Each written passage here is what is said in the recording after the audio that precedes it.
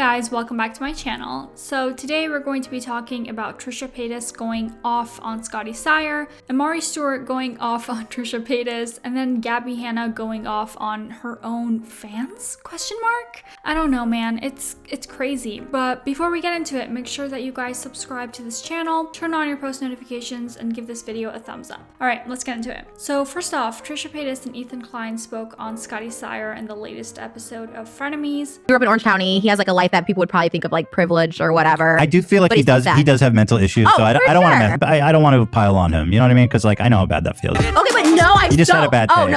I'm so sick of people using mental health as an excuse to be like a shit person or not know what's going on in the world, because I have a lot of mental health problems and I know not to lie about people, not to be delusional, not to accuse people of stuff that they didn't do, not to say someone wasn't essayed or whatever the fuck. Like, correct me if I'm wrong, but hasn't Trisha themselves used mental health and drug abuse numerous times in the past before as a way to excuse their terrible behavior? Just saying. Not him and other people this week. Oh, I have ADHD, I have this. It's like, that's a stab at Gabi, by the way, since Gabi was blaming her outbreaks on being neurodivergent and having ADHD. It's like, no, you're a shit person, own up to it. Understand why you should be apologizing to Seth and not doing a video saying you have a hard time. Trisha, did you yourself ever apologize directly to your victims?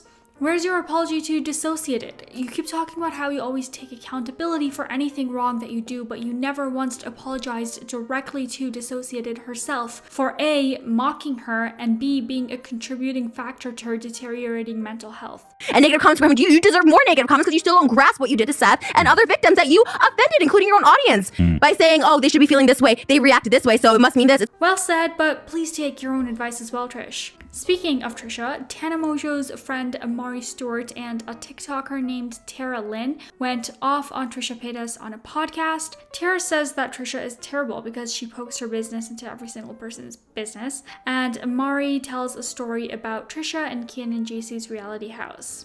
I like her, but she is just terrible. She's terrible. Yeah. She pokes her business into every single, but doesn't just poke her business. She makes 47 TikToks about every situation that's on TikTok room, and it pisses me off. What I don't like is how much older she is compared to everybody, and like the drama she gets involved with. I don't mind it. Like, who gives a fuck? fuck? Why are you coming for an 18-year-old? She like 30 something. And 32, Charlie, she like comes 30. from Charlie, and Charlie's 16. Yeah. Like, it's like, dude, shut your mouth, bro. And then when that's like it's so true. She's a grown woman, and then like one of the things that I saw on Twitter yesterday when she was fighting with Nikita, she was like, oh, wait, you're like so and so age, like grow up, blah blah blah, but it's like you're even older and you're still coming for like 16-year-olds, 18-year-olds that are literally like growing up and learning and like having fun and whatever. And like you think about like what you were doing when you were 16, 18, like stupid you know shit. It's like I don't know, I've just had like bad experiences with her too. Like when I was on Reality House, we hadn't met yet, and we hadn't met in person, but we had met on like the internet. Like, we would like tweet each other a little bit here and there, like not much out, but like 3 fucking tweets, whatever. It was like a thing where they brought back season 1 contestants to season 2, and then it was like they could knock us out. Yeah, they didn't or, like, bring me back. Sent home. They didn't bring me back. And Fuck them. this never went on the show, so we're spilling real big fucking tea here. Her and I do the challenge at the same time. She finishes like slower than I do. I didn't necessarily eliminate her, but I did get the fastest time on the challenge. So yeah. So like technically, I kind of like had something to do with it. But so she was pissed because it was a 2-hour ride from LA to Temecula, and she got eliminated and had to go back immediately. But it's like mad. Pissed. And then Amari got backlash on Twitter. People were like, oh my god, you just want to be mentioned on Frenemies. And then also a lot of people were blaming her for still being friends with Tana, yet canceling Trisha. Side note, Dom, who was on the first reality house with Trisha, said on another podcast that he and Trisha were fighting to make it more entertaining and give Ken and JC content, and there wasn't any bad blood between them. Why did she hate you so much? What did you do to her? When we got in that house, we all liked each other. Keen and JC were like, do a little something to piss each other off. Some of the people were a little too shy, too. And then me and Trisha just stepped up to the plate. So it was fake. It was fake? Just like every reality show you used to watch, you know?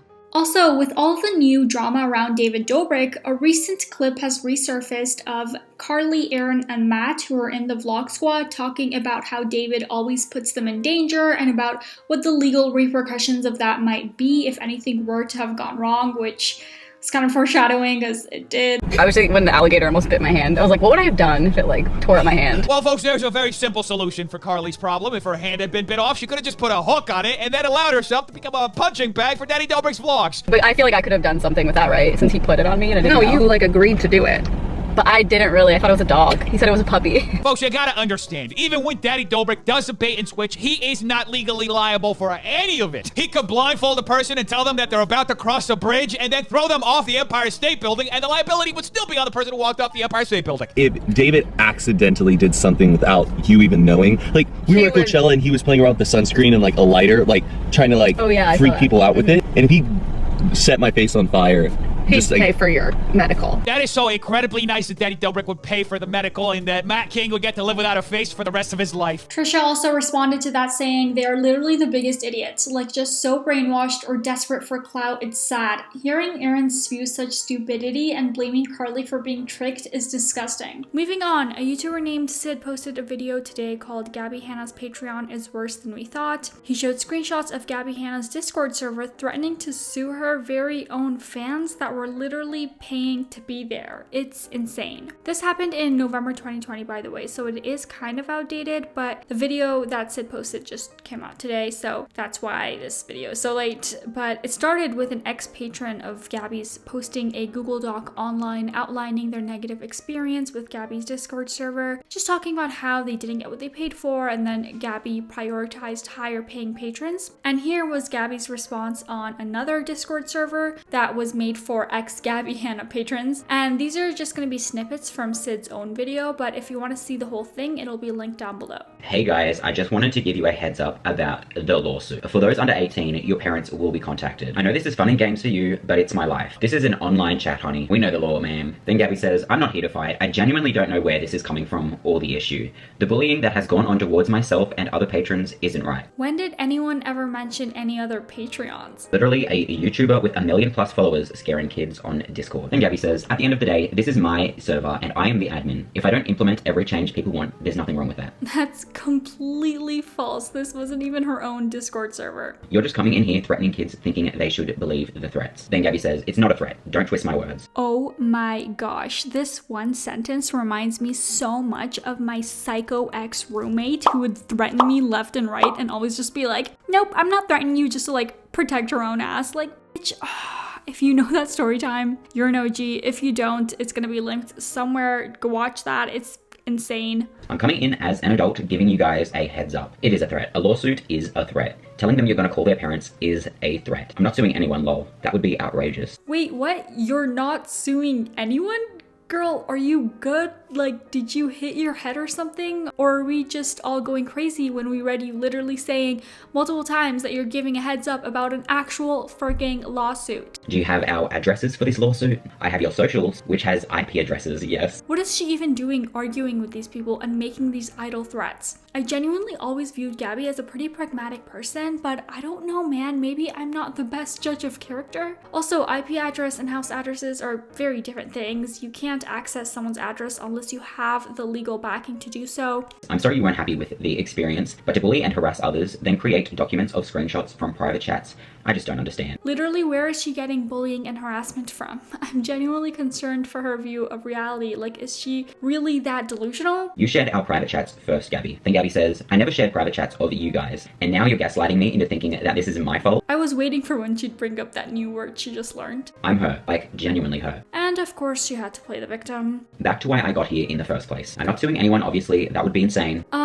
Then I don't know what to tell you. Like, you're insane, because you clearly threatened a lawsuit. Girl, get your story straight. But I do have my lawyers involved because my mental health can't take another hit right now. Then she says, do you guys want to give me a contact email that you can control as opposed to like them reaching out to people to get to you? Because that's how it works if you don't have public info. Again, guys, this isn't a threat at all. I don't want to see anyone in trouble. Wait, now I'm even more confused.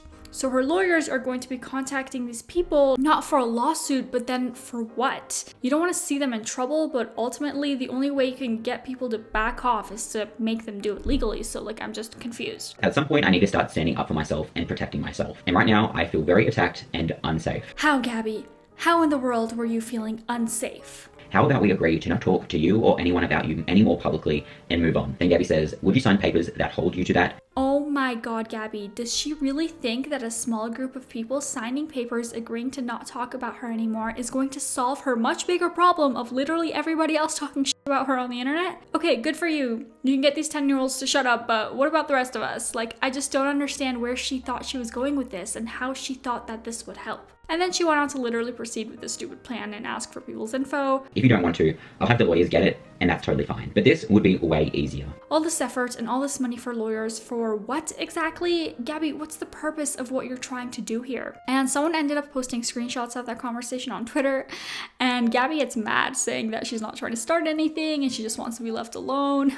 Okay, Gabi. Monster. And she says, I'm not threatening anyone, I'm saying what it is. Then she says, this is what lawyers are for. I really don't think so, Gabi. All the paper is saying is you can't spread info about me. The only thing I can possibly think of is that this small group of people has some really terrible information on Gabi that absolutely no one else has, making her feel extremely threatened of being exposed. So now she's soliciting them to sign an NDA or something. Like, that could be the only possible reason that she's picking on this very small group of people relative to the rest of the internet that's talking about her. But yeah, this is just insane. One person commented, I'm surprised Gabi only used the word gaslighting once, to be honest. Someone else said, it's the your parents will be contacted line that makes me the most angry. Wow, that's so toxic and manipulative to threaten children with this. Seeing as she talks about growing up in a toxic home, I'm stunned that she would threaten, even though we know she won't, to contact parents that could potentially place their children in danger. And lastly, someone commented, that's an adult. An adult. She's gaslighting people. She's scaring children. People are allowed to talk about her and share their opinion. What the hell is wrong with her?